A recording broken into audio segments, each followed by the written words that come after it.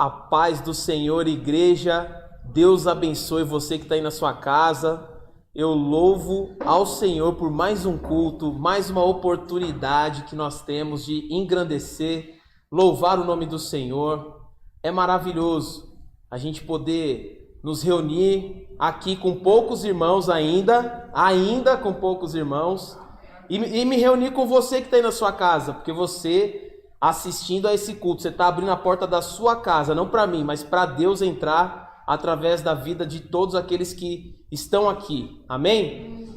Irmãos, eu quero pedir para você, dar um like nesse vídeo aí, dá um like, compartilha o link desse vídeo. Quando você clica no joinha aí, nesse botãozinho, o YouTube, ele entende que o vídeo está sendo visto e ele começa a divulgar mais para as pessoas. Então, quando a gente dá o like, é uma maneira que nós temos de divulgar mais o culto, mais a palavra de Deus. É uma forma, de evangelismo online aí, tá bom? Então dá um like, compartilha, abençoe vidas, seja um abençoador, amém? Quero fazer uma oração aqui agora.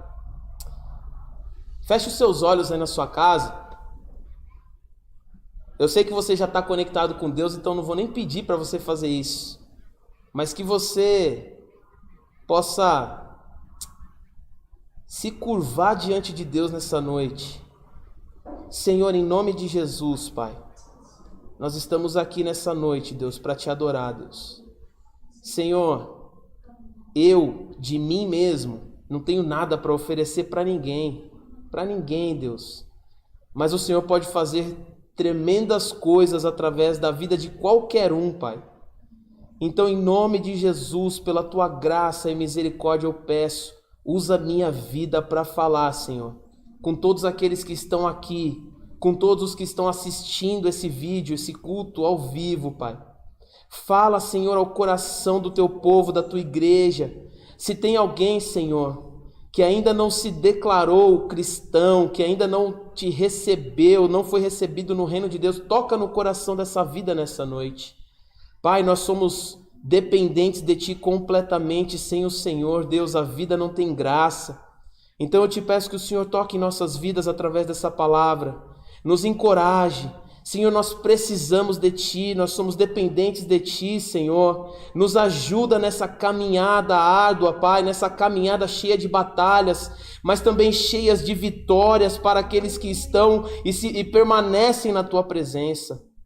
Em nome de Jesus, nos ajude, Senhor, e me capacite, que eu transmita a Tua palavra perfeitamente como o Senhor quer, nem uma vírgula a mais, nem uma vírgula a menos, em nome de Jesus, amém, e glória a Deus.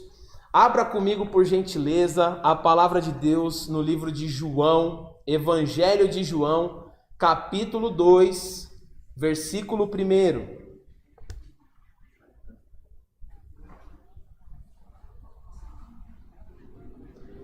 Evangelho de João, capítulo 2, versículo 1. Nós vamos ler até o versículo 11 e diz o seguinte: No terceiro dia, houve um casamento em Caná da Galileia. A mãe de Jesus estava ali. Jesus e seus discípulos também haviam sido convidados para o casamento. Tendo acabado o vinho, a mãe de Jesus lhe disse: Eles não têm mais vinho. Respondeu Jesus: Que temos nós em comum, mulher? A minha hora ainda não chegou. Sua mãe disse aos serviçais: Façam tudo o que ele mandar.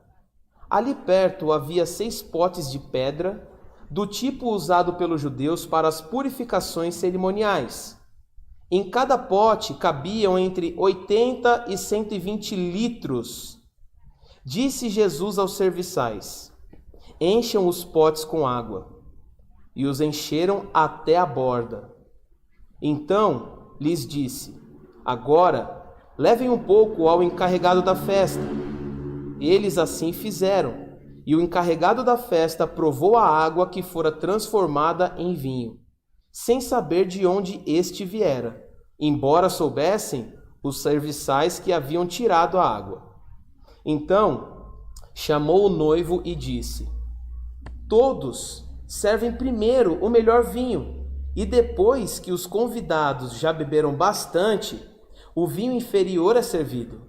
Mas você guardou o melhor vinho até agora. Este sinal milagroso em Caná da Galileia foi o primeiro que Jesus realizou. Revelou assim a sua glória e os seus discípulos creram nele. Amém? Uau! Que história, hein? Que história, né? História, duas pessoas que se unem e decidem se doar uma à outra. Duas pessoas que decidem que sozinhas elas estão... talvez faltando um pedacinho. E aí elas entendem que elas precisam se unir para serem uma pessoa só. Para serem um no Senhor. Que história! E é muito legal ler nessa história e entender que esse casal escolheu se relacionar com Jesus. Eles escolheram isso, porque eles convidaram Jesus para o casamento. Jesus não chegou lá de gaiato, não chegou de furão na festa. Eles convidaram Jesus. Então, eles queriam que Jesus, eles sentiam prazer na presença de Jesus, porque quando eu me casei, tem gente da minha família, familiares que eu não convidei. Por quê? Porque eu não gosto? Não. Mas porque não tinha um relacionamento, não era um relacionamento próximo, então eu não convidei. Mas eu convidei aqueles que eram próximos. E quando a gente vai casar, é isso que a gente faz, a gente chama quem é próximo da gente. E esse casal escolheu se relacionar com Jesus. E aí isso é muito importante, porque sem Jesus na nossa vida, quando a gente não tem Jesus, ainda que você tenha uma vida inteira de alegria nessa terra, uma vida inteira de alegria nessa terra sem Jesus, o que eu considero impossível, mas ainda que isso aconteça, a sua alegria é passageira, porque ela não é eterna. Nós precisamos de Jesus para uma alegria eterna. Esse casal entendeu isso, esse casal percebeu isso e eles queriam que Jesus estivesse na festa do casamento deles. Então pensa na história deles, né? Um casal, imagina as dificuldades que eles enfrentaram desde quando eles começaram um relacionamento. Porque o relacionamento é isso. Você começa a se relacionar com uma pessoa, por mais apaixonado que você seja por essa pessoa, você vai enfrentar dificuldades, divergência de pensamento, vai discutir uma hora ou outra, vai brigar. Então eles passaram por toda essa fase, mas mesmo assim, eles pensaram, enfrentando todas essas fases de dificuldade, eles pensaram, não, eu quero casar com você, eu quero você na minha vida. Imagine os planos que foram feitos para chegar naquela data de casamento e tudo acontecer de uma maneira perfeita, suave. Imagina todo o estresse que a noiva passou, né? A noiva passa um estresse, né? O noivo não, o noivo ele é mais sossegado, né? É verdade. Mas a noiva fica meio estressada. Então imagina essas dificuldades, os planos que eles fizeram. Eles queriam que a coisa acontecesse sem falha nenhuma. Eles queriam que a coisa acontecesse perfeitamente, queriam que os convidados fossem servidos com abundância, queriam que as pessoas se sentissem bem naquele casamento, naquele ambiente. Eles queriam que as pessoas estivessem ali e tivessem prazer, que fosse um momento memorável, não só para eles, mas para todos aqueles que estavam ali desfrutando daquele momento de alegria com eles. E isso é natural, é um momento que gera muita expectativa. Imagina a expectativa, quem já casou sabe como é essa expectativa. O coração acelera, sabe? Você começa a suar frio, meu Deus, o que vai acontecer aqui? E as pessoas olhando para você e esperando também, os convidados também naquela expectativa, os pais dos noivos na expectativa, mas a expectativa maior ainda para os noivos. né? Ninguém mais do que os noivos queria que esse negócio desse certo e não tivesse falha. E aí então eles fizeram planos. E a gente lê em Provérbios 16, versículo 8, o seguinte: o coração do ser humano traça seus caminhos, mas o Senhor lhe dirige os passos. Então eles fizeram planos. No coração deles tinha muitos planos, mas quem estava dirigindo os passos era o Senhor. Só que acontece o seguinte: o vinho acabou. E o vinho acabar numa festa de casamento naquela época era motivo de vergonha. Era motivo de a pessoa já se sentir envergonhada. Não podia acabar o vinho. O vinho era algo, podia acabar a água, mas o vinho não. E acaba justamente aquilo que não podia acabar. E por que Deus permitiu? Se Deus estava direcionando os passos, o homem fez os seus planos, o homem pensou em toda a estratégia, mas Deus conduziu os passos. E se Deus conduziu os passos, por que Deus deixou acabar o vinho? Por que Deus deixa acabar o vinho? Será que foi um mau planejamento dos noivos? Aquela festa, a partir daquele momento, parecia estar com os momentos dela contado para chegar no fim. Parecia que a vergonha estava batendo a porta ali, ó, tô entrando, eu vou chegar, eu vou me estabelecer aqui nessa festa agora. A vergonha estava querendo se estabelecer. E por que Deus estava deixando isso acontecer? Será que os noivos fizeram escolhas erradas? Será que eles fizeram escolhas erradas e agora Deus estava punindo eles, estava castigando eles? Deus queria envergonhar eles? O plano de Deus era esse, será? Vamos deixar chegar lá no dia do casamento e nós vamos envergonhar eles. Será que esse era o plano de Deus? Será que essa história parece com a sua história?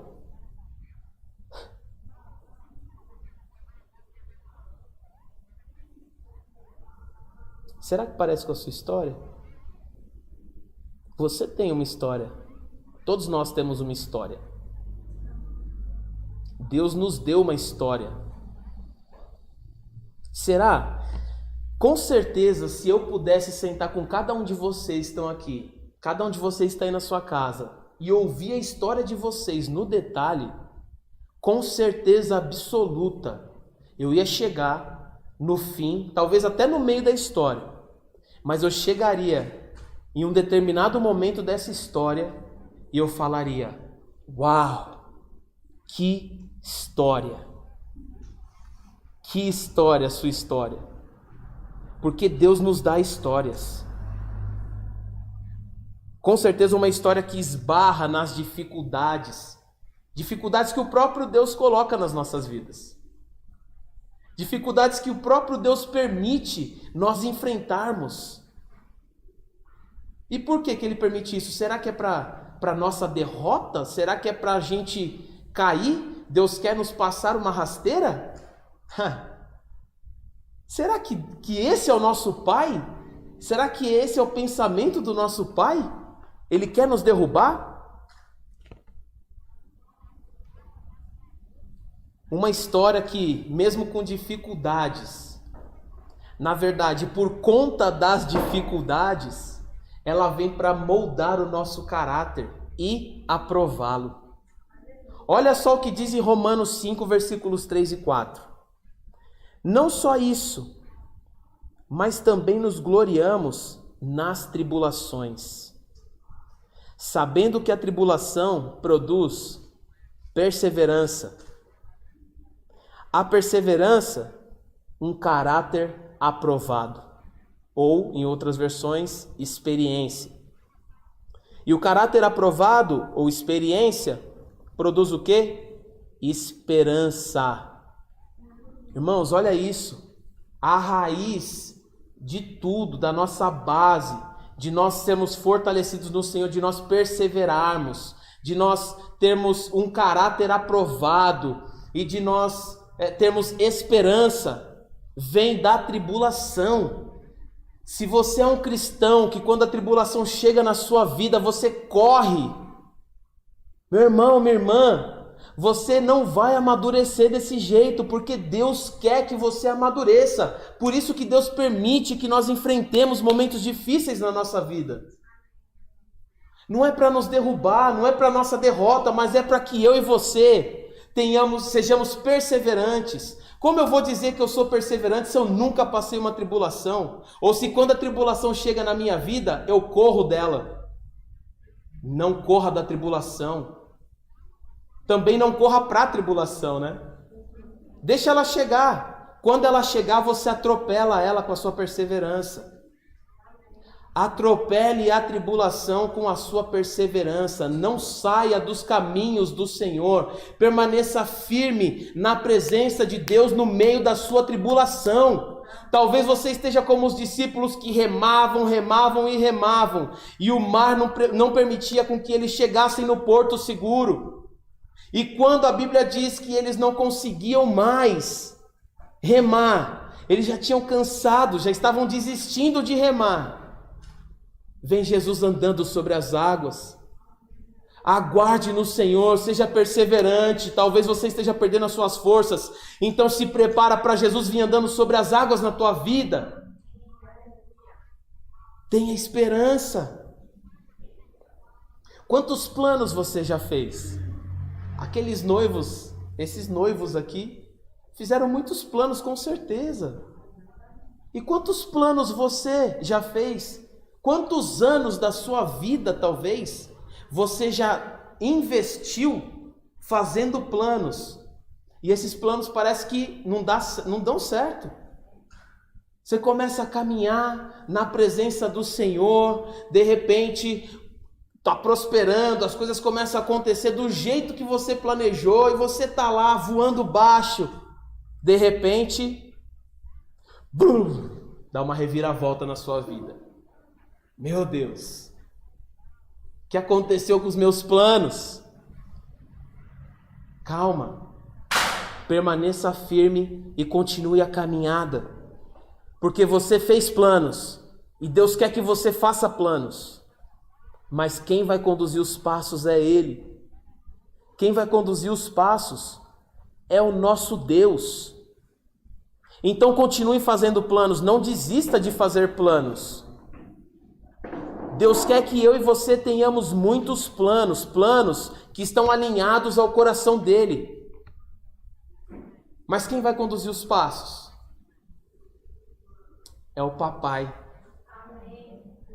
É o papai que cuida dos seus filhinhos.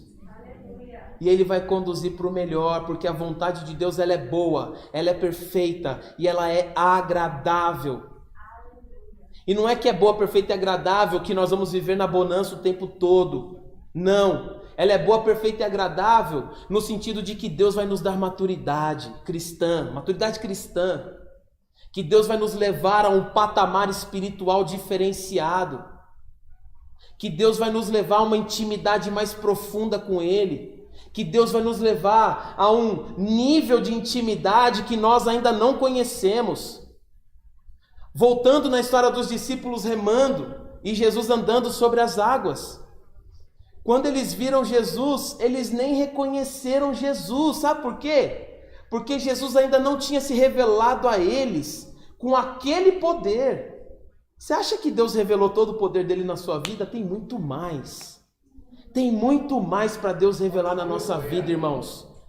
Tem muito mais para aqueles que forem perseverantes, para aqueles que tiverem um caráter aprovado, para aqueles que conseguirem atingir o nível de esperança na sua maturidade cristã. Se prepara, porque Deus tem muito mais para fazer na tua vida.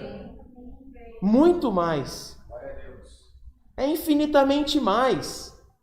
Eu, até, entre aspas, sendo ridículo, eu digo o seguinte: se Deus quiser arrancar essa igreja, esse templo, essas paredes daqui, levar para o céu e depois trazer de volta, ele tem esse poder. Mas o poder dele vai muito além disso. Eu não consigo nem imaginar até onde pode chegar esse poder. É o poder que venceu a morte. É o poder que venceu a morte.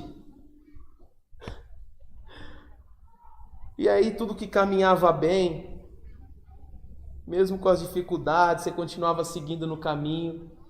De repente, o que acontece na sua vida, na minha vida? O vinho acaba. O vinho acabou. E aí? Por que é que Deus permitiu que o vinho acabasse? O vinho era essencial naquele momento, para a honra daquela família, para a honra daqueles noivos. Era essencial. Talvez Deus tenha permitido acabar algo que é essencial na sua vida, na minha vida. Talvez tenha acabado o vinho. Você está enfrentando um período de escassez de algo que é muito importante para você manter a honra da sua casa. Pode ser que você chegou nesse nível. E aí, Deus te abandonou? Foi porque você fez escolhas erradas? Deus está planejando te derrubar? Acho que Deus precisa planejar derrubar alguém? Deus dá um sopro, esse planeta explode. Não, não é isso. Então por que é? Por que é que o vinho acabou? Por que que o vinho acabou? Quando eu leio nessa história, irmãos, eu vejo um motivo pelo qual o vinho acabou. E eu só vejo um. O vinho acabou para que Jesus fizesse vinho novo. Aleluia. Jesus quer fazer vinho novo na nossa vida. Aleluia. Jesus quer fazer vinho novo para as nossas vidas. Foi por isso que o vinho acabou e é por isso que o vinho acaba. Talvez você esteja aí cheio de vinho agora, mas pode ser que chegue um momento que o vinho vai ficar escasso na sua vida. Lembra dessa palavra? O vinho vai acabar para que Jesus faça vinho novo. Deixa Jesus fazer vinho novo na sua casa. Deixa Jesus fazer vinho novo na sua vida. Aqueles que perseveram em Cristo jamais serão envergonhados pelo diabo. Jamais. Persevere. Persevere. Pelo sofrimento, pela dor, Jesus faz um vinho novo. Ele faz, ele tem esse poder. Quando nós chegamos diante de momentos de grande ameaça na nossa vida, quando nós chegamos em momentos que parece que não tem uma luz no fim do túnel, você pensa em tudo. Meu Deus, chegou um momento da minha vida que eu falei, Deus, eu preciso ouvir a sua voz, eu preciso saber o que o Senhor quer de mim, porque eu estou num túnel escuro, não estou enxergando nada, eu não sei nem de onde eu vim, nem para onde eu vou. E Deus não falava nada comigo, nada. Em silêncio, silêncio total. Aí eu tive que aprender a ouvir a voz de Deus no silêncio. E para ouvir a voz de Deus no silêncio tem que fazer o quê? Tem que ficar quieto. Muitas vezes tem que ficar quieto, parar e ficar quieto até Deus falar com você. Fica quieto. Fica quieto. Agora é hora de ficar quieto. E aí, quando Deus falar, Ele vai gritar nos seus ouvidos. Aí você vai entender claramente o que Deus está falando, o que Deus espera da sua vida, o que Deus quer de você. Você vai entender claramente, vai ter clareza naquilo que Deus fala, você não vai ter dúvida e você vai ter paz. A paz que excede todo entendimento. O vinho novo chegando sobre a sua vida. Ele faz vinho novo. Aí então a glória dele é revelada. Por que Jesus fez o vinho novo? Foi para suprir a necessidade daquele casal? Não. Jesus fez vinho novo para revelar a sua glória. Foi o que ele disse. Vamos ler de novo? Lá no finalzinho, diz assim: revelou assim a sua glória, e os seus discípulos creram nele. Eu vou beber uma água aqui agora. Reflete sobre isso aí.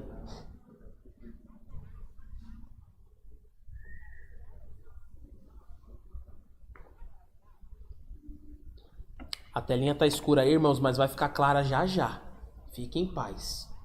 Continua ouvindo. Você tá de olho fechado agora aqui no culto. Continua ouvindo. Então, o que está escrito? Depois que Jesus fez o vinho novo, escreve assim, ó. Registra-se assim na Bíblia. Revelou assim a sua glória, e os seus discípulos creram nele. Então aqueles noivos, aquele casal foi um grande instrumento de Deus para revelar a glória de Jesus. E quando nós passamos por esses momentos de grande tribulação, de dificuldade, de ameaça, que você sente que meu vinho está acabando, o que é essencial para a minha vida está acabando, o que é essencial para mim está acabando, o que eu preciso para continuar a sobrevivência aqui nessa terra está acabando. Ele vem e faz vinho novo, para quê? Para revelar a glória dele. Você está sendo instrumento de Deus. Seja aquilo que Deus quer que você seja. Não busque ser aquilo que você quer ser. Eu quero ser isso, eu quero ganhar mais, eu quero conquistar mais. Hoje estava conversando com uma pessoa, a pessoa falou, olha, eu vou me afastar um pouco porque agora eu estou crescendo no meu emprego aqui e eu vou me afastar. Vou ter que me afastar, não vou ter tempo. Estou numa fase nova da minha vida. Desculpa. Essa fase nova aí não é de Deus, não. Se você tem que se afastar das coisas de Deus para ter uma fase nova, pode ter certeza. Essa fase nova é o diabo te dando com a colher para tirar com a concha. Fuja das fases novas que te afastam de Deus. Mas se eu não for, irmão, eu vou passar necessidade. Que Deus é esse? Creia em Deus, queridos. Deus é Deus de provisão. Deus é Deus do ouro e da prata. Sabe? Eu lembro da passagem do filho pródigo que eu até ministrei uns dias aí quando eu fui, acho que falar de dízimo e ofertas. Meu Deus, quando o filho pródigo voltou, o irmão dele ficou com ciúme dele e falou pro pai, poxa pai, eu estou aqui o tempo todo com o senhor